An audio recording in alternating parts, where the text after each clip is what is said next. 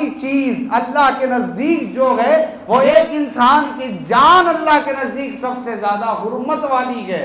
اس کی جان کو بے جان کیا جا رہا ہے بغیر کسی وجہ کے، بس چھوٹی سی نا اختلافی پر، چھوٹے سے جھگڑے پر، اپنی ذاتی نفسانی دشمنیوں پر لوگوں کو مارا اور پیٹا اور ختم کیا جا رہا ہے. ایک شخص تو مر جاتا ہے لیکن اس کے مرنے کے بعد اس کی فیملی کا کیا حال ہوتا ہے؟ مرتا ایک انسان نہیں ہے، انسان کی جان چلے جاتی ہے لیکن زندہ رہتے ہوئے اس کے گھر والوں کے اوپر زندگی موت بن جاتی ہے. زندہ رہتے ہوئے گھر والے، گھر میں رہنے والی اس کی بیوی، گھر میں رہنے والے اس کے ماتحت پلنے والے بچے، گھر میں رہنے والے اس کے بوڑھے ماں باپ. ہو سکتا ہے وہ جوان اپنے ماں باپ کی بزرگی کا سہارا تھا لیکن باغت دوستوں نے، تعلقات نے، دشمنوں نے اس کو ختم کر دیا. اس کی ایک زندگی نہیں مرتی، اس زندگی کے پیچھے ایک خاندان اور ایک فیملی جو خوشحال زندگی گزار رہی تھی، وہ فیملی کی ساری امیدوں کا جنازہ ہو جاتا ہے. حضرین محترم، تو یہ بڑا کٹھن جرم ہے اللہ کے نزدیک. من قتل نفسا بغیر نفس او فساد فی الارض فکأنما قتل الناس جميعا.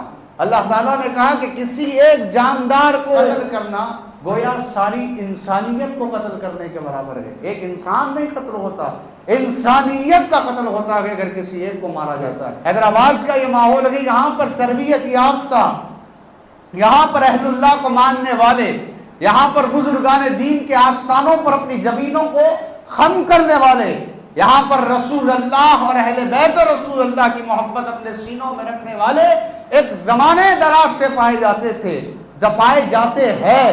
لیکن ایسے لوگ اب نمودار ہو رہے گئے کہ یہاں کی تربیت کو وہ فراموش کرتے ہوئے آپس میں خون ریزیاں کرنے پر، خون فساد برپا کرنے پر تلے ہوئے گئے.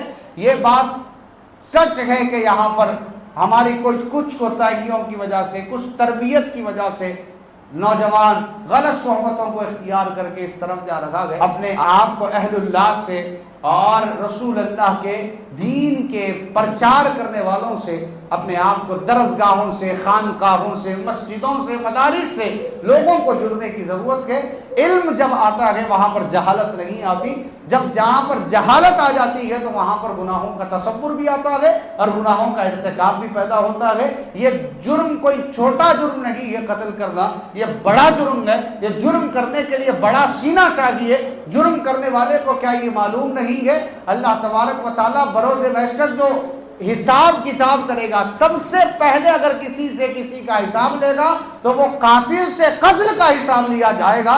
اگر یہ بات پتہ ہوگی تو وہ مجرم جرم کرنے کے لیے سوچے گا. اگر اس کو پتہ ہوگی کہ اللہ کے نزدیک ایک انسان کی جان کی قیمت کیا ہے تو وہ کسی انسان کی جان دینے کے لیے آگے نہیں بڑھے گا.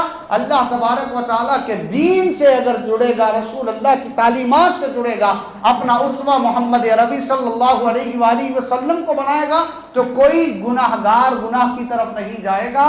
اگر گناہ ہوتے ہیں تو اس کی وجہ یہ ہے کہ اسلام سے دور، اسلامی تعلیمات سے دور، محمد عربی صلی اللہ علیہ وسلم کی سیرت سے دور، سیرت و کردار سے دور. یہ پتہ نہیں ہے کہ اپنے نفس کے لیے لڑنا نہ اسلام سکھاتا ہے، نہ دین سکھاتا ہے، نہ اپنی دشمنیاں ایک دوسرے کے لیے دل میں رکھنا نہ مذہب سکھاتا ہے، نہ اہل اللہ نے یہ درس دیا ہے، نہ ہمارے بزرگان دین اور اسلاف کا یہ طریقہ رہا ہے. اگر یہ علم ہماری نوجوان نسل کو ہو تو کسی گناہ کی طرف وہ جاتے ہوئے نظر نہیں آئے گی.